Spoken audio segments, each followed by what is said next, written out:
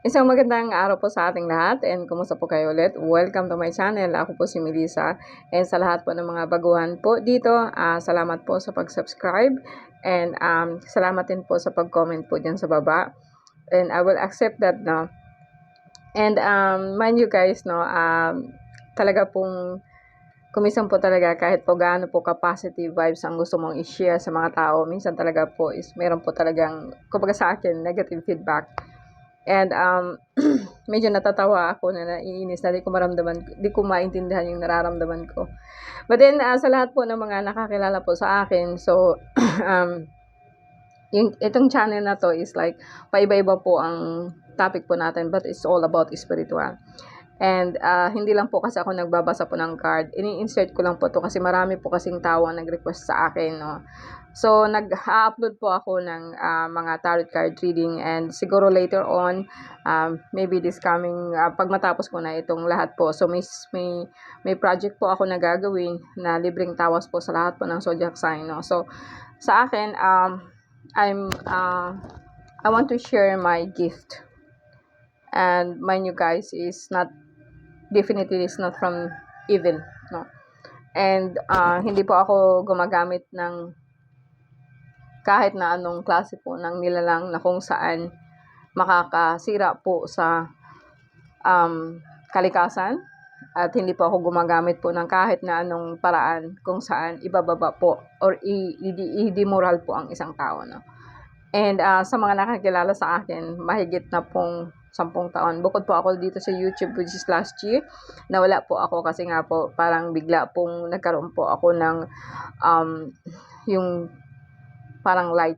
Kumbaga sa akin parang hindi madali as I said na makakita po ng lahat ng bagay, pero nga ito nga tinatawag po nila ito isang evil eyes, like, no, na binubuksan ko yung mga demonic entities. Nakakatawa, no. But then anyway, ito sa ngayon po ang card po natin is about Scorpio, no. Ang Scorpio is water sign and ito'y mga tao po na isinilang mula October 24 hanggang November 22. Ito is Scorpio and Scorpio is a water sign. And then mind you, ang Scorpio is napakalakas po sila pagdating po sa ritual, no. Malakas po sila kasi ang Scorpio is under the influence of the moon. And alam mo na yung Scorpio na masakit po yan, nakakamatay po yan pag nangangagat, no. Anyway, tama na yung story, no. So, guys, gusto kong iparating po sa inyo na this reading is timeless. Wala po siyang time frame. So, and i-fix ko po siya sa mga tao po na isinilang mula noong October 24 hanggang November 11. And then, gusto ko din pong idagdag na this is actually a general card reading. And pwede pong mag-resonate sa inyo, pwede pong hindi. Ang pag-uusapan natin dito is kung ano po ang energy ninyo sa ngayon. So, we're talking about health primarily. Pangalawa po yung sa career o pangatlo po sa love. Patintignan natin kung saan po nakafocus ang energy ninyo. Then, doon tayo magsisimula, no? So, sa akin, sa mga tao po na hindi po aware, gumagamit po ako ng tinatawag po nating Woodland Tarot card. Pangalawa po, dagdagan po natin ng tinatawag po nating White Rider card and Lenormand. Sa mga tao na sanay po kayo siguro sa Lenormand. So, ang Lenormand po is only 36 cards, which is oracle. And sundan po natin ng oracle of spirit, animal spirit po, no? So, I always believe na meron po tayong tinatawag po nating gabay, tinatawag po nating karugtong po ng energy po natin, ng aura po natin, no. So dito tayo magbe-base po sa kasi I always believe in the 4 elements, no. And dito natin titingnan kung alin po doon ang talagang nagbibigay po sa inyo ng mensahe to help you out, no. Hindi yung primary na yan ang gagawin sa iyo, no. Lahat po ng gabay, kaya nga tinatawag silang gabay kasi yun po is magagabay sa iyo. But hindi po kailanman na pangungunahan ka. That is something else. That's different, no. Pero sa ngayon, sa lahat po ng Scorpio, ang Scorpio kasi medyo malakas po sila pagdating po sa ritual, no. Lahat po ng mga tao na ipinanganak Pisces, masyado po silang initiative. Yung intuitive, yung parang masyado po silang sympathetic, empathy, yung parang masyado po silang sensitive sa lahat po na nakapaikot sa kanila. no? So, tingnan po natin. So, simulan po natin, no? So, sa lahat po ng mga gabay ko, no, maraming salamat, no? Protektahan ninyo ako sa lahat ng mga go, go, go, go, go, go, go, go. And, mahal na Ama, nawa paibigyan mong kalinawan ang aking kaisipan, basbasan mo po ang aking kamay, and nawa po ang bawat salita ko is makakarating po sa dapat na paruroonan.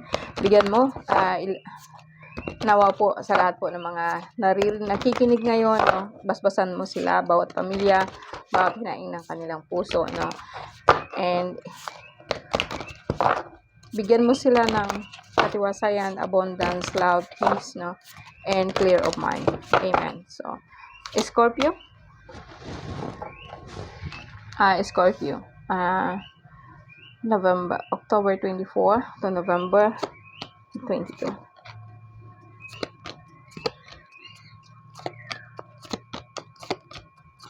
Okay, eto na po tayo, no? Siyam na card po. Tingnan po natin kung ano po yung pinaka-primary. Ang primary po natin ngayon is 8 of Stone, skill, no? Or working, or busy ka po sa trabaho, no? And then, tingnan natin kung anong susunod pong gagawin natin. May nakita po akong parang anniversary sa anniversary ng isang kaluluwa. Then, may nakita din po akong previous po na nangyari na namatayan po kayo, but then it's okay. Magaan po ninyo itong tinanggap sa puso na okay, kumbaga sa akin ang pagpanaw niya is parang natatanggap po ninyo. And may nakikita din po akong mga tao po na I think Scorpio is more on pag nagkasakit kayo, pag meron po kayong hindi magandang nararamdaman or hindi magandang nararamdaman, like pumupunta kayo po sa kung saan more on sa yung natural na pamamaraan po ng pagtingin kung ano po nangyayari sa inyo, no? So, ang major arcana mo, okay, 1, 2, 3. The same thing kanina kasi naka 5 spread na yata ako and di pa ako masyadong makakonsentrate. I don't know why. But then, paulit-ulit pa ako hanggang sa magigit mapustro ko ito. Lagi pong lumalabas sa akin dito na may okasyon. And ang okasyon po dito is like, as I said, no, parang death anniversary, and may nangyari po na namatay, and then it's okay, it's in the past, and then move on ka na po forward. Pangalawa po is like, ang sumunod na sentro ng card mo is like, okasyon, no? Okasyon po, no? So, eto, kung hindi mo siya isusunod dito sa kaluluwa, pwede pong sabihin po natin na mayroong okasyon na mangyari sa iyo dyan, or like sa kapitbahay mo, parang mayroong mga inuman, no? And malapit po sa inyo. And sa ngayon po, actually, ang card mo kasi is neither negative nor positive, no? Ang sa akin kasi parang hindi ka masyadong aware sa paikot mo, more on inner ka po, parang absorb ka po sa ginagawa mo, hindi ka masyadong involved sa mga tao po na nasa labas, no? Like you are working on something on yourself, no? And may nakita din po ako dito na in the past few months, no, parang nagkasakit ka, then parang nakikita din po ako na nagpapatingin ka po ng doktor or albay or something, kaso nga lang is neither work or not, no? Kasi sa akin, wala po akong nakikitang sakit dito, no? Wala akong nakikitang sakit dito, parang more on, kung nagkasakit ka man, more on sabihin ko kako na you are trying to get healed, no? Or bagang tanggap mo po ano sakit mo, talaga pong kinakaya mo siya, and then parang sa palagay mo is like, okay, ganito na to, and yeah, very positive po sa ngayon. Kahit sabihin po natin na na walang movement ang card mo, kahit sabihin po natin na may okasyon, more on ang okasyon na to is like, hindi mo gusto. Like, ayaw mong makikipag-join, ayaw mo siyang intindihan. Kasi sabi ko nga sa iyo, you are very consumed on working on something. And para sa akin, I think you are working something on yourself na nasa bahay ka lang. Parang nag-aaral ka. No? Parang mayroon kang pinag-aaralan kung paano mo talaga ito gagawin. In fact, may iba akong nakikita dito na may involve po siya na kaluluwa. Kaya kung minsan po di ka nakakatulog, but it doesn't say here na gano'n. No? Ang sa akin lang, like, there is no movement. Parang, ang Scorpio is like nakafocus siya sa sarili niya. Wala siyang kino-concern sa mind po sa iba, no, ganito, ganun, wala po akong nakikitang gano'n, no. So, confirm natin dito sa kabilang card, no, kung ano po talaga ito, no. Wala din po ako nakikitang major ngayon na sakit. Like, yeah, nagpapagaling ka na po, no? Nagpapagaling ka na lang po, no. Okay, Sagittarius, Scorpio, October 24 to 11/22, heal the wounds. Kaya pala, no. So, parang may sakit nga kayo, pero nagpapahinga na lang po kayo, no. Nagpapagaling na po kayo, no. October 24 to October. Tingnan natin, another 9 cards, no. Meron kayong, choices po, no.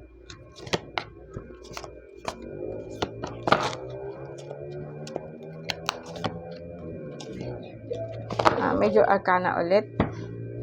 Okay. Dito guys, may nakita po ako na minsan po sumasakit ang tiyan nyo. Masakit ang tiyan, masakit ang likod. And itong mga dito mo, so yung dito natin, parang masakit po siya, parang naglalak po siya, masakit ang ulo, gano'n. Most probably po, like, masakit ang likod, no. So, sa ngayon, may nakita akong sakit sa likod, mula sa lower back, pababa po siya ng paa. Kuminsan po, nangangalay po ang mga paa. And namamanhid po ang yung talampakan, parang medyo masakit po siya. But then, minsan nawawala naman po, no? So, hindi siya talaga yung persistent na sakit na makikita ko, no? Now, ang sentro ng card mo is 9 of Cups. No, this is a very good sign. And ito po yung minamanifest mo sa ngayon. And ang isip mo actually is like eto, no. Now, kung babasahin ko itong siyam na card na to, dagdag po dun sa kabila is like yung heal mo, yung kanina na sinabi ko is like nag-aano ka po, no, nagpapagaling ka na lang po, no. Actually, ang sakit mo is continuous po siya ngayon. Para bagang binabaliwala mo pero nandyan pa rin. Alam mo, nag-heal ka pero nandyan pa rin. And then you trying to rest po talaga, no. And so kung sa sakit ang pag-uusapan natin, I think meron kang problema sa tiyan, like sciatica, pwedeng ganun. Pwede din pa ako nakakita ng sa bato, liver, ganun, no. And yan po ang dahilan kung minsan sumasakit ang tiyan mo, kung minsan sumasakit talaga po ang lower back mo. And kung nararamdaman mo na yon, parang ang gusto mong gawin is just like mahiga ka na lang or magpahinga ka. Okay? And sa akin, pera po, also, as I said, kahit sabihin po natin na minamanifest mo yung pera, okay po, medyo may pera ka pong parating pakunti-kunti, galing po sa mga anak mo, binibigay po niya sa'yo, no, nila sa'yo, binibigyan ka po nila kahit pro paano. But then, by the end, itong pinakasentro ng card mo, kung paikutin po natin, parang minsan talaga po nag-iisip ka na lang, yung abundance, iniisip mo paano ba, bakit po hindi po siya dumarating, no? May regrets ka po na noon, marami ka pong pera, pero sa ngayon is like wala na, no? And pangalawa is just like kung hindi man darating itong abundance na iniisip mo, yung mo is just like you want to rest, no? Paano na lang po yan, mga bata, no? Parang gano'n, no? And pangalawa po is 5 of Sword, no? Dalawa po ang 5 of Sword mo. Dalawa ang 5 of Sword, isang 5 of Cups, isang 5 of Sword. And sa akin, ang 5 of Sword Five of Cups kasi is like regrets, no? May mga pagsisisi ka about sa mga pera mo noon. And sa ngayon po, medyo masakit na, nasasaktan ka na po kasi pag nahingi ka ng pera sa mga bata, parang ang hirap, no? Kasi sanay ka po na ikaw magbibigay sa kanila. Pero ngayon, parang kailangan mo talaga po ang tulong mula sa kanila. And you don't like to ask. Parang ayaw mo kasing maghingi, kaso lang kailangan po talaga, no? Sa akin guys, dito, as I said dito, wala po akong nakikitang movement. The same thing with one dito. Yung nagfo-focus ka po sa inner work. Although wala ka pong pera, pero ayun po talaga ang minamanifest mo. And sabihin po natin na kumbaga sa akin is dead end siya, sabihin parang stagnant. So, like I said, na umaasa ka na lang po ba sa mga anak mo, kung minsan po may parating man po na pera, pero parang kulang po siya, no? So, guys, so it says, etong siya, paikot-ikot po, wala po siyang way out, no? How about po kasi na, instead po kasi na mag-worry ka about sa sakit mo, bakit hindi ka na lang po kung ano po ang possibility na pwede mo pang gawin just in case po nagagaling ka. And then, you can see that your mind will make another way po, no? Kasi ang sakit mo kasi, hindi naman kasi yan talaga sakit na pwedeng gamutin agad-agad. Yeah, I know that kasi ang bato is like mahabang proseso po kasi yan. And sa'yo, gusto mo kasi nagkakasakit ka nga kasi yun na nga po, no, ayaw mo magpahinga. Isa din po yun sa problema mo. Nagsisisi ka po lagi, dati may pera ka, pero tapos ngayon parang pabigat ka sa pamilya, parang ganon, and wala na po ikaw isang existent po kung saan po ikaw kukuha ng pera. This is because, parang nakafocus ka po kasi kung ano po yung problema, pero hindi ka po nafocus kung ano po ang pwede mong gawin. Kasi sa akin, ang mind po kasi natin is like lagi na po yan, no? Mag-focus po siya. So, kung ano po yung persistent po siya na kung ano po yung lagi mong iniisip. Then, you don't really thinking of way out. Wala po kasi ikaw, kasi nga, like, sabi ko nga, is, for you, there is no choice, no? Pero sa akin, kasi paunti-unti po ikaw gagaling kapag magkaroon ka po kasi ikaw po yung taong na dati po masayahin, dapat po talaga okay, talaga pong ganito, wala pa akong nakikita ditong tamad ka, and kahit nga may sakit ka, talaga pong kinakaya mo siya. But then, kung gusto mo talagang maka-get out sa sitwasyon na to, isipin mo talaga po na magaling ka, and isipin mo na magaling ka, and then, kung magaling ka, ano po ang gagawin mo. Meron din po itong ritual kung tutuusin, no? Kasi sa akin, napakaganda po kung kasi alam ko talaga na ka ngayon, parang stagnant. Stagnant po kasi ang mo, kasi nga mga pamilya mo, either way na ayaw mong humingi sa kanila, pwede din po na nagtatapon kasi hingi na lang po sila ng hingi, no? Other way, ito is like ganun po siya. So, ang sa akin, why not working on yourself po, kahit pa paano, while nagpapagaling ka, isipin mo rin kung ano po ang maaaring mangyari sa'yo kapag ka magaling ka na. Nagfo-focus ka po kasi sa sa healing, nagfo-focus ka po sa nag-aaral ka pa, ka pa, pigmuni-muni mo kung ano po talaga, but then you don't think about any other solution rather than that. Wala kang iniisip na kaya kung ganito ang gawin ko, no? That's how I feel sa Scorpio sa ngayon po ang energy ninyo, no? Tingnan po natin sa Lenormand, no? Mag-spread po ako ng Lenormand. And bigyan po natin ng kalinawan po, no, lahat po ng sinasabi ko kanina. So, Scorpio, October 24, November 22.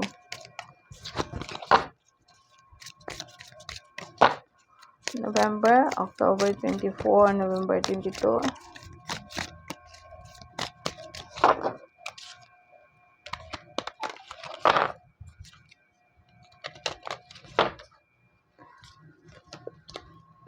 Tower, ring, mice,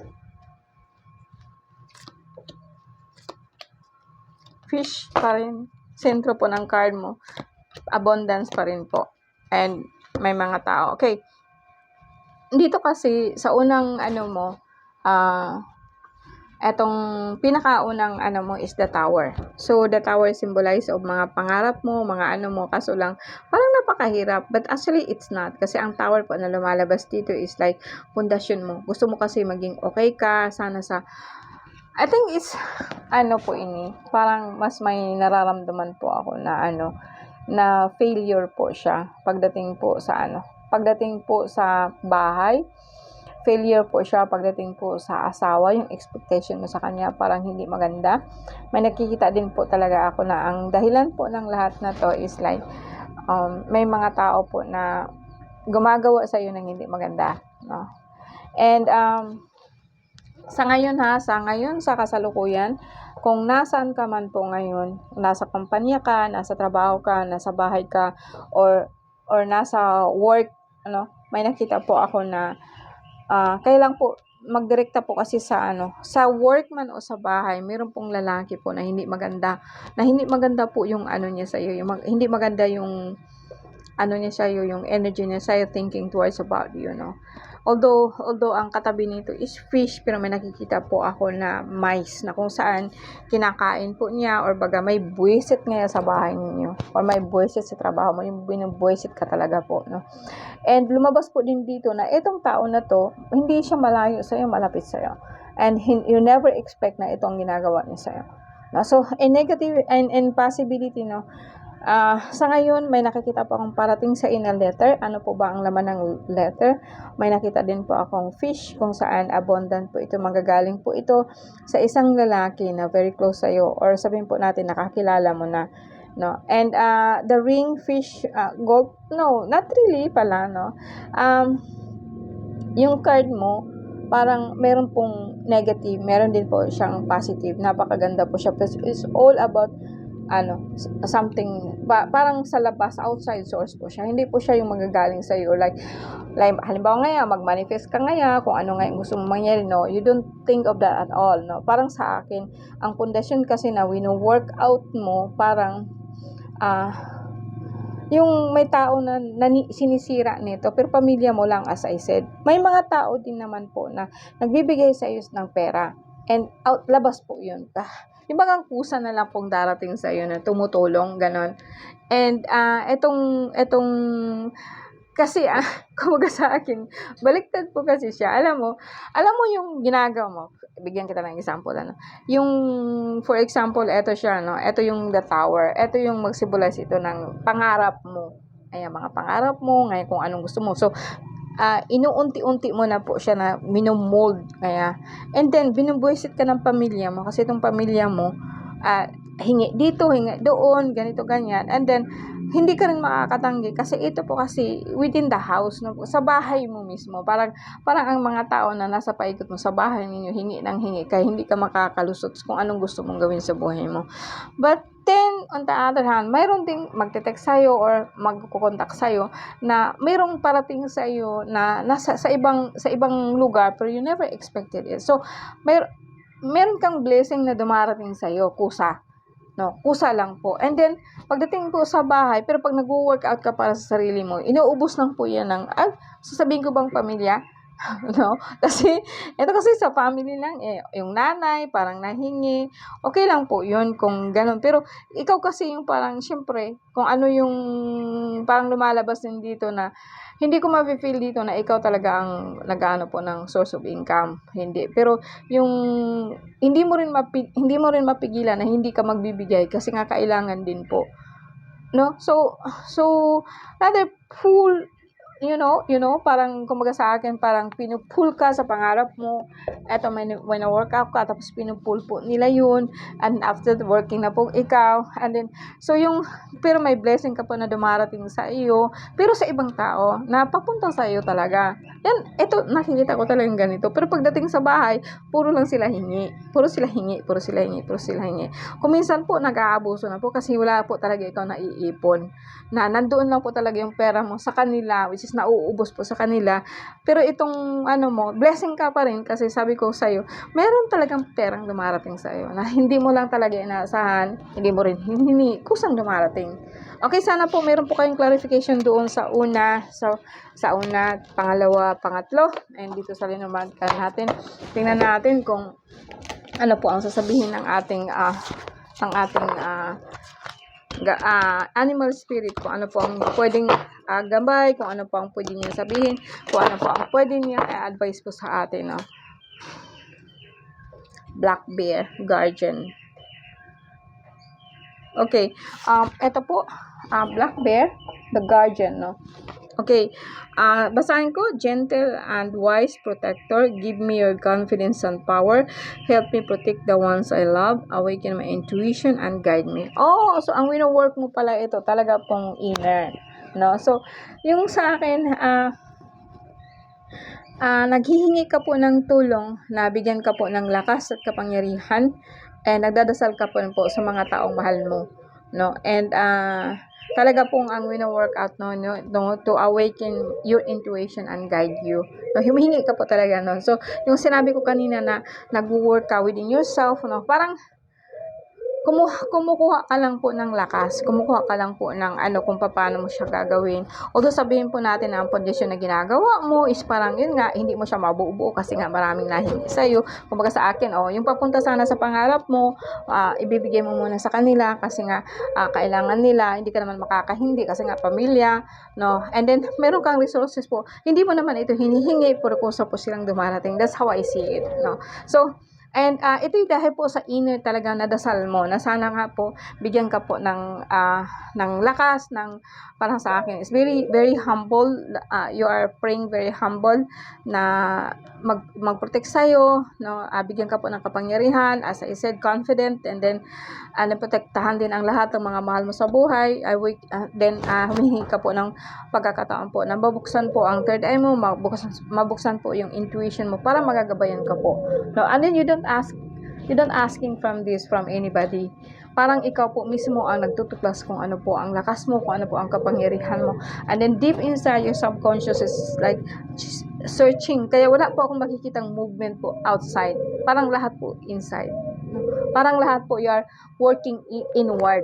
No? Yun po ang nararamdaman ko sa inyo, guys. No? Sana po nakapagbigay po ako ng kahit paano, no, gabay or something kung ano po ang nangyayari sa inyo, magkaroon po kayo ng idea. And maraming salamat po sa inyong lahat.